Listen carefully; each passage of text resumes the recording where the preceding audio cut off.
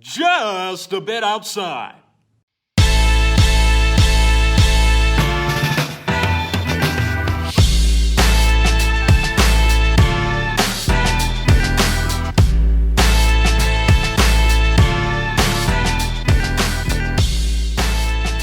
Welcome on into another episode of Nate at the Foul Pole. I'm here with my co-host, as always, Matt Pine. Matt, how's it going today? Pretty exciting podcast I think we got planned. We've got a couple podcasts in the works that I think are going to be a real good line of podcasts here. So I'm excited. I don't know how you're feeling about it. Yeah, I think the latter end here of June and pretty much all of July is going to be kind of our sweet spot for the podcasting season. Obviously, we got the All-Star game coming up. We got the draft coming up. We got trade season coming up. So tons and tons of content to push out. Yeah, I'm very into the draft. Like I think I'm pretty into that stuff. I read all the blogs, look at all the rankings. I make my own and all that. I go pretty deep into it. But I will be completely honest. I had no idea the draft was July 11th. I had it pretty much yesterday is when I figured this out. I was thinking it was like July 25th or something late in the month. I did not realize we're basically not that far out from it now. As this is being recorded on the 23rd, we're starting to get close. And I think, I would say pieces are starting to fall into place, but I think there's more question marks around this draft. And we'll talk about that more in a few weeks. But I think there are more question marks about this draft than practically we've had in a long time. Last year it looked like Torkelson was the front runner for the number one overall pick and pretty much the lock for the number one overall pick in maybe a 2-month time span before the draft. And then Adley Rutschman was pretty much the consensus number one pick in 2019 for a long time before the draft, probably 6 months or so. And this year, obviously nobody has any idea who's going to take that number one spot. Could be Jordan Lawler, could be Marcelo Meyer, could be a guy like Henry Davis. Even Jack Leiter still has a chance. Pitched really well against NC State the other night. So I'm looking forward to that. We're going to have Jim Callis on here soon. We're going to get that podcast out. We're going to talk about the draft prospects, but it is coming up. I really did not realize we're not that far away now. Yeah, I think they wanted to. They coincided it with the College World Series, or is it the All-Star game weekend? You could be right. I'm not sure exactly. It's one of the two. It used to be a June thing, and now it's a July thing. Right. I preferred it in June actually. I'm more of a of a person who would like the draft just kind of be over with and have the All-Star game set for June or for July. Yeah. Excuse me, but that's just the way I would like it. Probably. Many people like it in July. It's a little later. Maybe gives teams more time to look at some of these guys. Yeah, I think that's a good point too. But it also does affect like the minor league season because you want to get some of these guys to have some good at bats throughout the summer. And if they're not getting drafted till basically middle of July, you wonder how many at bats they actually will get. But it's neither here nor there. So, I mean, that's definitely a question mark. It's probably, I'm sure there are benefits, there are negatives, there are all the things that you could analyze from this, but I personally would have liked to seen it in early part of June. We would have known who the Orioles had taken at number 5 overall now, and I guess we'll know in not too long of time. So I'm looking forward to it, and I think it's going to be, another rewarding draft. Mike Elias has done very well and gotten a ton of value in the 2019 and 2020 draft, so I'm looking forward to all that. Yeah, me as well. I'd probably bemoan this every year, but I really, really wish that you could trade draft picks. I do too. Depending on how this draft board falls, it could fall, very favorably for the Orioles and probably will. But even if they just had the option just to trade up 1 or 2 picks or even trade back 1 or 2 picks, just to have that option, I think it's something that Major League Baseball should really, really consider moving forward. Yeah. Do you hear a lot of background noise on my end, by the way? Nope. Cool. Okay. The fans just turned on, so it's loud. Okay. But yeah, I agree. I think it's gonna be another exciting draft. Looking forward to that. But today, we wanted to talk about another thing going down in July. Kind of an early, a little bit over a month out preview of the trade deadline. It's something that is important, extremely important, I should say, for guys every year. Especially these teams that are rebuilding or, extreme buyers, maybe a team like the Astros or the Dodgers. So the Orioles are obviously in the middle of this. They're a selling team who are going to look to sell off as many guys as they possibly can at the right price, of course. I think we've learned pretty early that Mike Elias is not going to trade anybody for, a Pepsi. Like this guy is he's going to work hard to figure out which of these trades is going to actually pay off and if it will actually benefit the Orioles in the future. So we sent out a poll yesterday on Twitter about 3 guys that we thought could possibly be dealt, including Anthony Santander. And then as Daniel, who is known as Film and Sports on Twitter, he pointed out that Galvis actually should have been in that poll instead of Santander, and I actually kind of agree with him. So we're going to actually talk about Galvis in here, even though I feel like Galvis is more of a certainty than a guy like Anthony Santander to be traded. I mean, I would almost put money on Galvis being traded at this point. If I could bet on that, I probably would. Galvis really brings no August, September value to the Orioles, and it would be smart for him to be traded. So instead of talking about Santander as we were planning on doing, Daniel pointed that out. So we're actually going to talk about Freddie Galvis. So I'm looking forward to talking about that and hearing Matt. You've created a few trade proposals. I've created a few trade proposals for Trey Mancini, Freddie Galvis, and Paul Fry. It's basically 3 of the hottest trade chips for the O's. So which guy do you want to start with? Do you have a guy in mind? And then talk about why you picked the guys you picked, what team he's going to go to. Yeah, so I went with Paul Fry. He's going to be my first guy. Okay. And a team that I'm targeting might be a little bit of a surprise to you, but I'm targeting the Cincinnati Reds. Really? So and they are not really known as someone who's going to buy for sure this year. They might. They might. They're currently sitting at 36 and 36, kind of teetering. I think they're 4 games out of the NL Central right now. First place lead. They might not even be contenders this year, but the reason that I'm giving them Paul Fry is because he is not a free agent until 2025. So they got 4 years to really play around and see how they can utilize him in their bullpen. Right. The Cincinnati Reds currently have the worst bullpen ERA in baseball at 5.73, which is just mind-bogglingly bad for a team that is somewhat in contention. So I picked the Cincinnati Reds for Paul Fry, and I have coming back in that trade. I'm actually pretty good trade for the Orioles. 3 of their top 30 prospects. Okay. I have Lyon Richardson, who is a right-handed pitcher. He's in high A ball. Tyler Callahan, who is a middle infield guy, second baseman, third baseman. Yeah. Yep. And then so that's the 7th and 8th prospect in their system. And then I have their number 22 prospect, Yan Contreras. Okay. And I did a combination of need for the Orioles, meaning like up the middle infield prospects, a pitcher in there. And then I put all of this on baseballtradevalues.com. What kind of evened it out to see, like, is it a fair trade? Is it not a fair trade? And this came up like one of the more fair trades that you could possibly get between these 2 teams. Well, you one-upped me there. I didn't do that. I did not put my guys into the trade simulator, but I like that idea for sure. I mean, if you look at Paul Fry, I think a lot of people will write this off as a guy who's not really going to bring back a lot of value. But let me tell you, you're wrong. Like, look at all of the lefty relievers that have had success in the majors and then have been traded for ridiculously high prices. Obviously, Aroldis Chapman for Gleyber Torres is the king of all of these trades. And obviously, nobody thinks that Gleyber Torres is coming, or a prospect like Gleyber Torres is coming back for Paul Fry. Of course, we don't think that. We would be crazy to think that. But we do think that lefty relievers bring back very, very good value because there aren't a lot of them. They're in need. And teams that have really bad bullpens and have struggled a lot this year are going to pay a high price for a guy like Paul Fry who can provide immediate impact.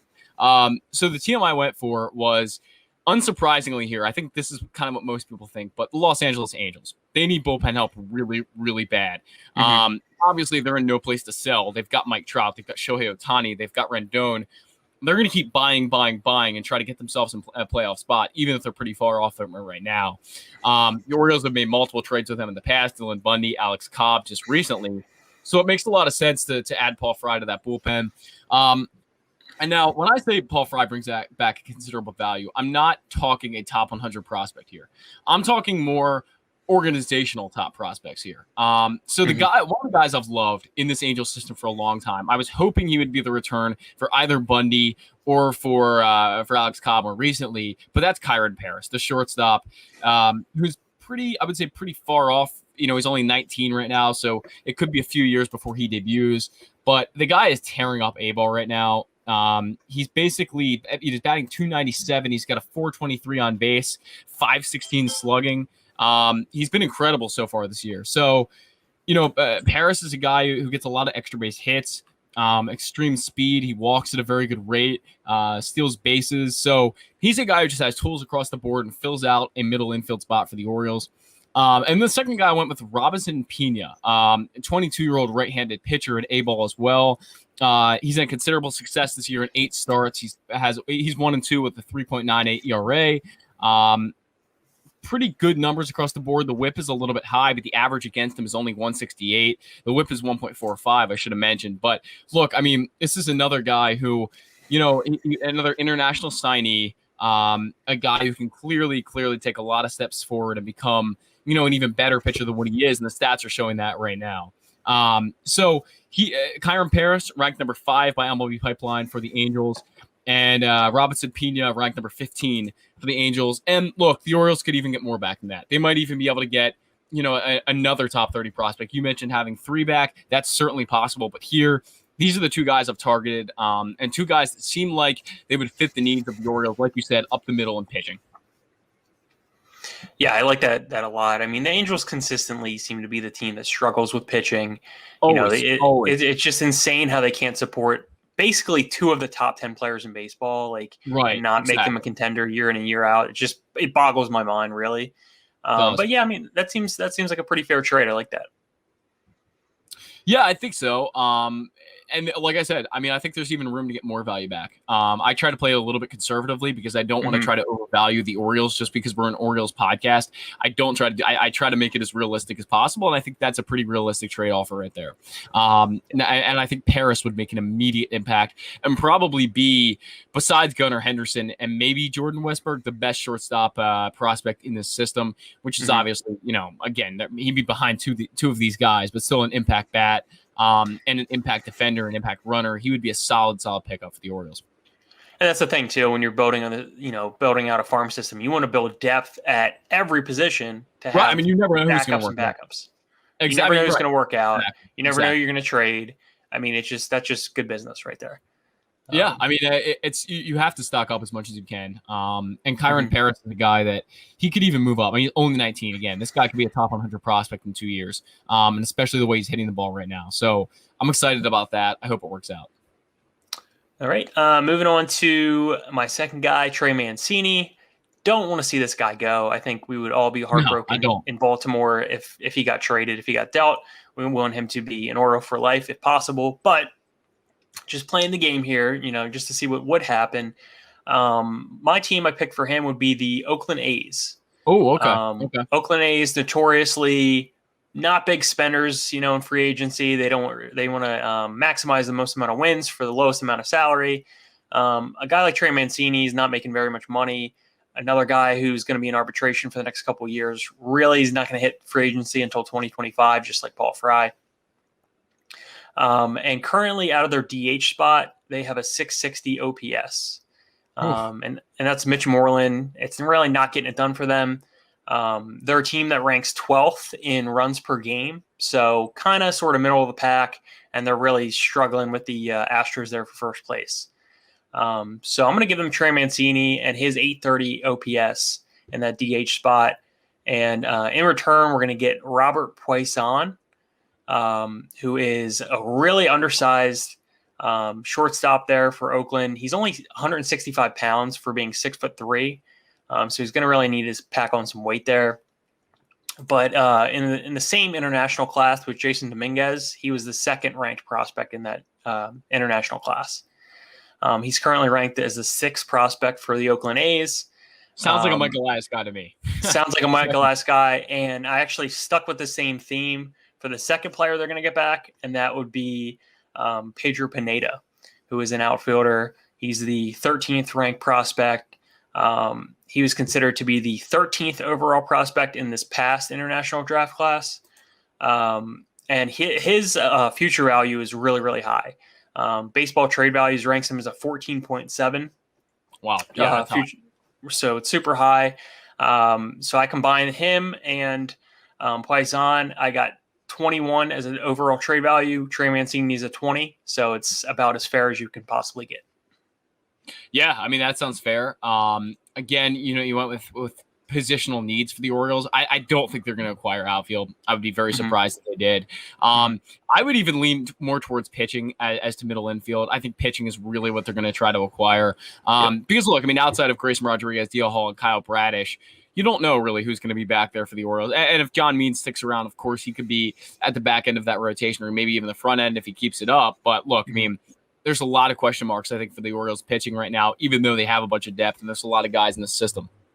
And on that note, I'm going to trade Trey Mancini. And again, I don't want to do this, but if I had to, I'm going to trade Trey Mancini to the Tampa Bay Rays. Yeah, I hate trading him in the division, but look, the Orioles aren't going to be competitive for 2 years at least. Similar salaries for both. Yeah, I mean, look, I mean, the Oakland A's, when you said that, I was thinking, wow, I mean, that's pretty much the same team as the Rays. They do the same exact kind of stuff. They play that, Moneyball approach just like the Rays do. So I would target a guy that, the Orioles were reportedly wanted last year. I had it backwards. I thought they didn't want this guy, but apparently they did in the draft. And he went 24th overall, a little bit before their second round pick. But that was Nick Bitsko. Nick Bitsko, very, very talented pitcher. If he hadn't reclassified last year, he would have gone in the very early first round of 2021. 60 grade fastball, 60 grade curveball, and only overall 50 prospect, but a guy who I think could make an immediate impact. And I mean, like, very, very immediate. He's so ridiculously good. First round pick that I think could just blossom for the O's and would be a game changer if they were able to acquire him. Ranked number 9 for Tampa Bay, which means for most teams he would be ranked like 4th or 5th in their system, most likely, because the Tampa Bay Rays have an incredibly stacked system. But Bitsko, I think, is in the realm of possibility. I had to rethink this. I thought about this a lot because originally I was like, no way the Orioles get Bitsko from Mancini. But then you rethink it, and I'm like, you know what? Tampa Bay is really going to be trying to upgrade their hitting. They've got to. Wander Franco can't carry the whole team, so you've got to acquire a guy like Mancini, and you might have to pay a little bit. And Bitsko could be the guy. Especially when you have guys like Shane Baz and Vidal Brujan and Xavier Edwards and just the stacked farm system they've got. So I think they can afford to give up this guy. So I'm looking forward to seeing if that happens. But I think, out of all the teams, if Trey Mancini goes to it, it's the Tampa Bay Rays, I wouldn't even be mad at that. Like I would just be they could give us some solid prospects, and I'd like to see him win there. Yeah, I mean, he's a Florida guy. I don't think he would mind going back there.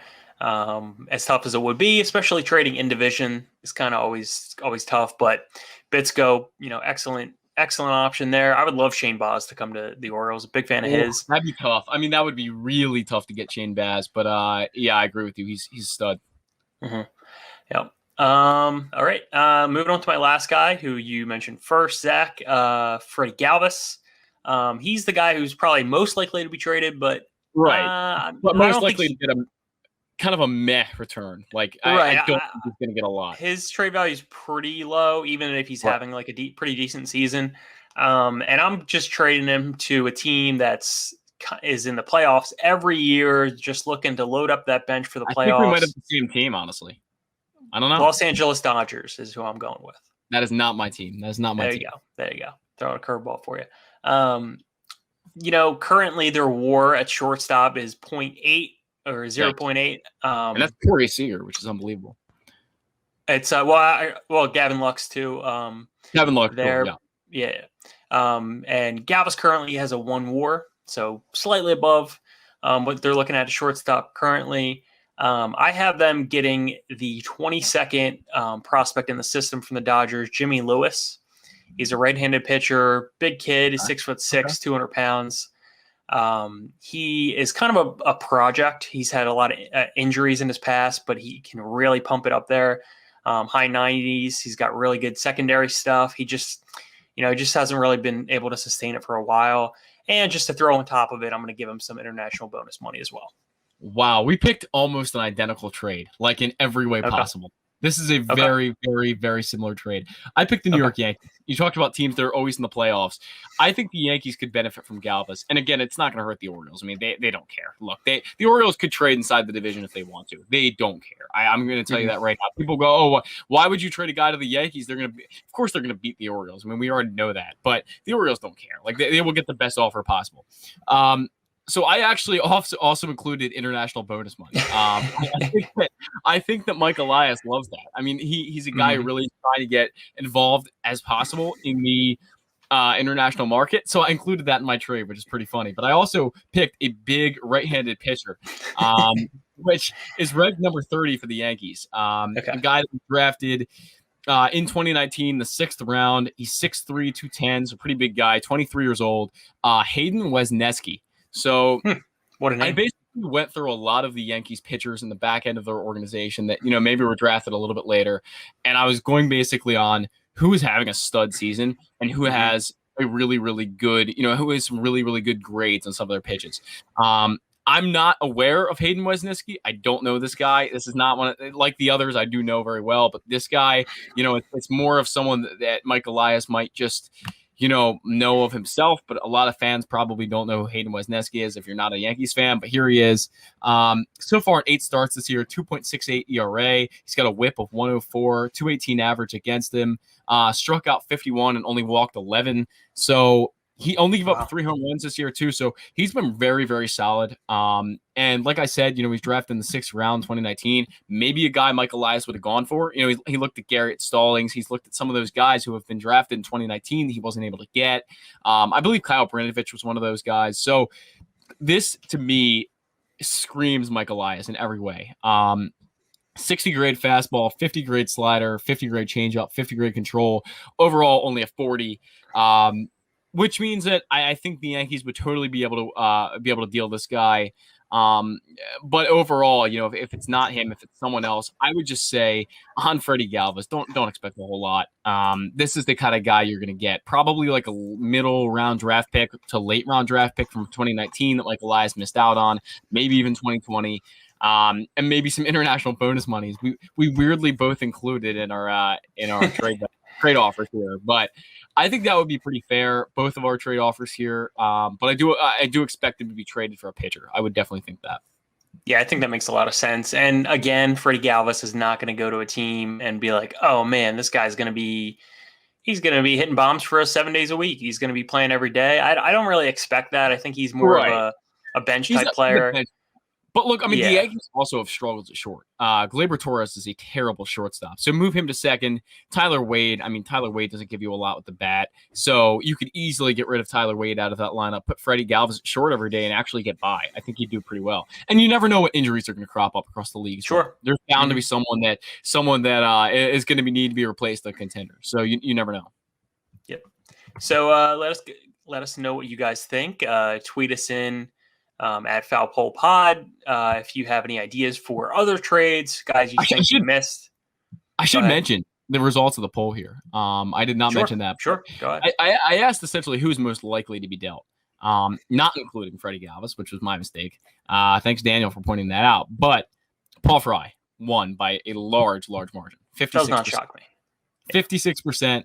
To 21% for Mancini, 22% for Santander. So that would make sense for me. That would definitely make sense. Sorry, go ahead. What you're saying? No, to that notion with the poll, I think Santander is actually the least likely to be traded out of the 4. And I would agree. I just don't see them trading low. I don't see them selling low on him. I don't think that makes any sense whatsoever. Yes. People keep talking about it. I keep seeing it out there. And I threw him in there just to kind of, I guess, take everyone's temperature a little bit on how everyone feels about it. But I will just put this out there. There is no way he's getting traded. The Orioles would be so stupid to trade him right now, and his value is basically 0. Why would anyone want a guy who's hurt, who's on base percentage is like 260 right now? Right. There's basically no reason for the Orioles to sell this guy. If they wanted to sell him, and they could have, to the Marlins, as was reported in December of last year, they would have. That's when they would have sold him. They didn't. Yep. So now they're facing the consequences of Santander being hurt and playing pretty poorly. And if he would have came out like he did last year, I think he's more of a proven commodity at that point. Exactly. I think just teams look at him and say, where is the consistency? So that's probably the question. Precisely. All right. I guess if we don't have anything else, I'm going to wrap up with a little bit of a fantasy minute, which I've been doing the last couple of podcasts. Orioles just called up a knuckleballer, Mickey Jannis. Yeah. 33 years old. I don't think he's ever made the major leagues. I don't think he's ever made his debut. Not. This will be his major league debut when he comes in. But before you even get in your fantasy minute here, I think we have to talk about how poorly Pedro Severino will catch Mickey Jannis. It's going to be a train wreck. We might as well just put Brandon Hyde back there at this point. It would be just as effective. Brandon Hyde might be bigger to be able to block the ball, to be honest. I mean, I would put money on Pedro Severino dropping at least 6 or 7. Mm-hmm. At least. And that's the thing, too. To my point is, he has a ERA under 3 at Norfolk so far. So if Pedro Severino's dropping balls, maybe making some errors or what have you, it's not going to factor into his ERA. Let's hope. Mickey Janis is a guy that could give you a couple innings at a time. He could come in, maybe give you 2, maybe 3 innings, at most. And if you're really in a pinch, you really want a reliever in an AL-only league, Mickey Janis, give him a look. If you're really desperate, he could actually give you some decent innings, hopefully a low ERA. Come on. And it's a lot of fun, and that's the bottom line. So he is a lot of fun. I'm very excited to see it. I wouldn't say his knuckleball moves like R.A. Dickey or something, but it's still pretty solid. He's a pretty solid guy, and I think he's going to add some excitement to the team. But Austin Wynns is playing tonight as of the 23rd, so maybe we'll see Mickey Janis get into the game tonight, and Austin Wynns will catch him instead of the train wreck that Pedro Severino is behind the plate. But the Orioles could just get a guy off the street, honestly. Like, they could get anyone, and they could probably block a ball better than Pedro Severino. So I have no confidence that he's going to have any chance to catch, really any chance to catch Mickey Janis. So, Matt, anything else to hit on before we wrap this up? I think we're pretty excited for the next month. Like I said, should have Jim Callis coming on very soon. That's always an exciting episode. And of course, on July 11th, our 3, 4 hour, 5 hour, whatever it is, draft stream that we're very much looking forward to. I'm very hyped for that. Yeah, it's becoming kind of like a fun event. We've only done it once, but people seem to look forward to it last year. We got some good feedback, so we're going to do it again this year. Orioles pick 5th this year, so a little bit more suspense, I think. It'll be a little bit longer into the show before they pick, so we can speculate up until then. But yeah, it should be a ton of fun. Can't wait. Definitely looking forward to the next month. So I think that's pretty much going to wrap it up today. Make sure to subscribe to us on YouTube, like us on all the platforms, basically anywhere where you get your podcast. We're available. Leave us some comments. Let us know what you think of the podcast. Give us a follow on social media. We're going to be posting there more and more. We're going to try to start up a player of the game poll when the Orioles win. So you only see that like once a week, but we will be posting that up when the Orioles do win. And hopefully the Orioles can get winning, because we need to actually talk about the Major League team on this podcast. We try not to because they are so bad right now. But that remains to be seen. Thank you everyone so much for listening today, and we'll be back with Jim Callis in 2 weeks.